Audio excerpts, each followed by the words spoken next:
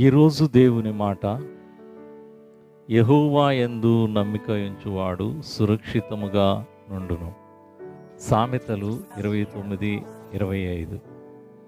మనము దేవుని యందు నమ్మిక ఉంచినప్పుడు మనం సురక్షితంగా ఉండడానికి దేవుడు మనకు సహాయం చేస్తాడు.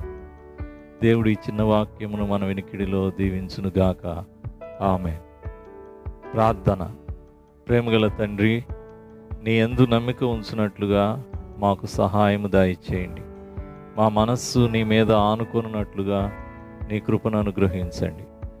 మమ్మలను సురక్షితముగా దీవించి ఆశీర్వదించండి. ఈరోజు అన్ని విషయాల్లో నీ యొక్క జయమును, నీ యొక్క క్షేమమును, సురక్షితమైన సహాయమును మాకు దయచేయమని యేసు నామములో ప్రార్థించుచున్నాము తండ్రి. ఆమేన్.